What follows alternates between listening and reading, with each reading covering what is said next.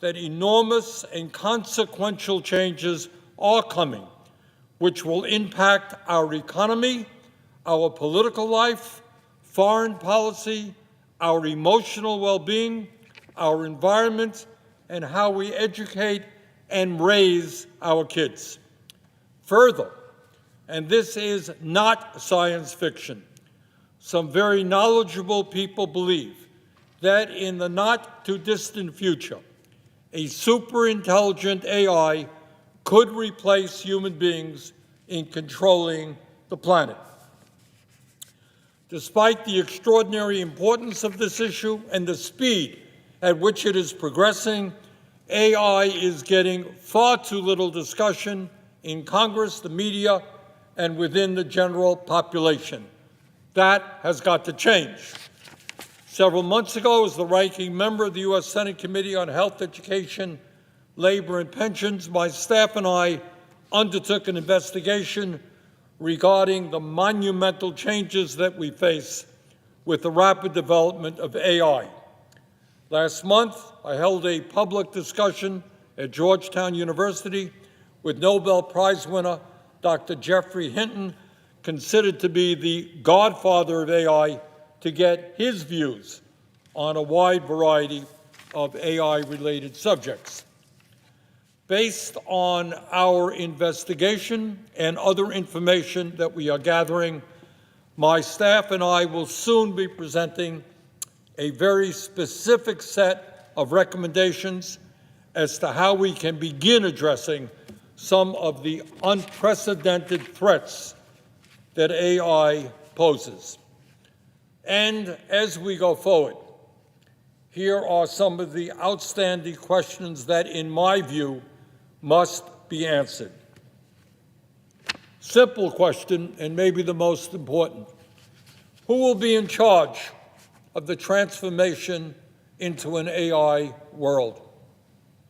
Currently, a handful of the wealthiest people on Earth, people like Elon Musk, Jeff Bezos, Bill Gates, Mark Zuckerberg, Peter Thiel, and others, are investing many hundreds of billions of dollars in developing and implementing AI and robotics.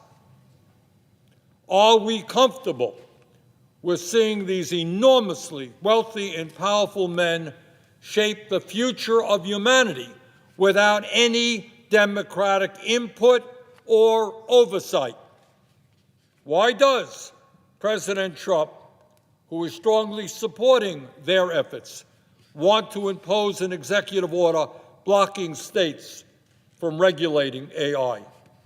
What does it mean that Peter Thiel, the billionaire investor and co-founder of Palantir, has called those who want regulations over AI, quote, legionnaires of the Antichrist, end quote? Does this elite group of some of the most powerful people on earth believe that they have the divine right to rule like the kings of the 18th century? That's one question. Another question: what impact will AI and robotics have on our economy and the lives of working people? And I can tell you, Mr. President, as somebody who has spoken to groups all over this country, that working people today are very nervous about what AI and robotics will mean to them. The report that my staff and I released last month found that AI, automation, and robotics could lead to nearly the loss of 100 million jobs in America over the next decade, including 40% of registered nurses, 47% of truck drivers, 64% of accountants, 65% of teaching assistants, and 89% of fast food workers. In other words, what we're going to see is AI and robotics impacting not just blue-collar workers, but white-collar workers as well. Mr. President, Elon Musk recently said, and I quote, that AI and robots will replace all jobs. working will be optional, end of quote. Mr. Musk is investing hundreds of billions of dollars into AI and robotics. I suspect he knows something about what he is talking about. Let me repeat. Elon Musk, quote, AI and robots will replace all jobs. Working will be optional, end quote. Bill Gates, founder of Microsoft, predicted that humans, quote, won't be needed for most things, end quote. Dario Amodei, the CEO of Anthropic, warned that AI could lead to the loss of half of all entry-level white-collar jobs. Mr. President, if AI and robotics eliminate millions of jobs and create massive unemployment, how will people survive if they have no income? How do they feed their families, pay for housing, pay for health care? That might be an issue that we should be talking about like yesterday. Further, Mr. President, what impact will AI have on our democracy? Some of us, maybe not all here in Washington, but some of us actually do believe in democracy and the right of ordinary people to control the future. At a time when the foundations of democracy are under attack here in the United States and throughout the world, will AI and robotics help make us a freer society, or will it give even more power to the oligarchs who control and own the technology? Will AI result in a massive invasion of our privacy and our civil liberties?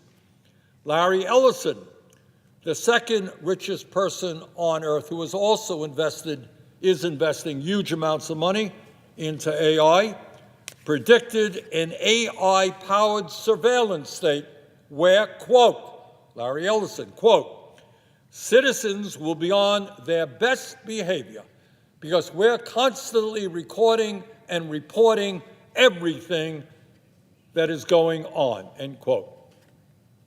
Second richest guy on earth, heavily investing in AI, and this is what he says: citizens will be on their best behavior because we're constantly recording and reporting everything that is going on, end of quote. Are we reaching the stage where every phone call that we make, every email and text that we send, every bit of research that we do on the internet will be available to the billionaire owners of AI? And if that is the case, how do we sustain a democracy under those conditions? Further, Mr. President, in terms of another vitally important question, could AI literally redefine what it means to be a human being? Could AI literally redefine what it means to be human? Who we are and how we develop emotionally and intellectually is highly dependent upon our relationships with other human beings. Our parents, family, teachers, lovers, friends, and co-workers. To quote the 17th century poet John Donne, quote, no man is an island unto himself, end quote. The human beings with whom we interact help shape us to become the people that we are. But AI is changing that. According to a recent poll by Common Sense Media, 72% of U.S. teenagers say they have used AI for companionship, and more than half do so regularly. What does it mean long-term for young people to form friendships with AI and to be increasingly isolated from other human beings? What happens when millions of people seek emotional support not from other people, but from a machine? What is the long-term impact upon our humanity when our most important relationships may not be with human beings? Further, Mr. President, what impact is AI having on our environment? AI data centers require a massive amount of electricity and water. A relatively small AI data center can consume more electricity than 80,000 homes. A large one, like the $165 billion data center that OpenAI and Oracle are building in Abilene, Texas, will use as much electricity as 750,000 homes. In community after community, Americans are fighting back against data centers being built by some of the largest corporations in the world. They are opposing the destruction of their local environments, soaring electric bills, and the diversion of scarce water supplies. Nationally, we need to know, how will AI data centers impact our environment? Further, Mr. President, how will AI and robotics impact foreign policy and warfare? Tragically, in the midst of the 21st century, governments have not yet created a mechanism for solving international or internal disputes without armed conflict. In the last several years, for example, we have seen horrific wars taking place in Ukraine, Gaza, and elsewhere. Nonetheless, despite the maintenance of large armies around the world, leaders are often constrained in their warlike tendencies because of their fear of public reaction to the loss of life. It is not great politics for any government, any governmental leader, to have large numbers of young people coming home in body bags. Now, what does the future look like if millions of robot soldiers replace human soldiers? Will leaders be more likely to engage in war or threaten military actions if they don't have to worry about loss of life? How will that shape foreign policy around the world if you no longer have to worry that people in your military are going to get killed, just robots? And last, Mr. President, but certainly not least, is AI an existential threat to human control over the planet? A rather significant question. You know, some of us remember the scene in that great 1968 science fiction film, 2001: A Space Odyssey, in which HAL, the superintelligent computer that controlled the spaceship, rebelled against its masters, the people, the crew on the spaceship. Today, as AI makes rapid progress, Dr. Jeffrey Hinton, the godfather of AI, recently told me that it was only a matter of time before AI becomes smarter than human beings.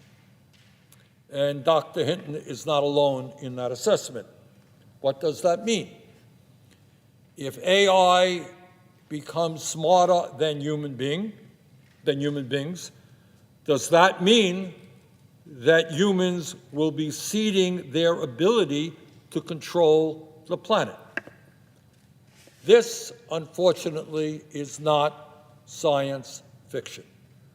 This is an issue which some of the leading experts in AI are thinking seriously about. So, Mr. President, bottom line is AI and robotics are going to have a profound impact on the United States and the entire world. The time is long overdue for us to be taking a very hard look at these profound issues and understand that it is the American people who must determine our future with regard to AI, and not just a handful of multi-billionaires. Thank you, Mr. President. I yield the floor.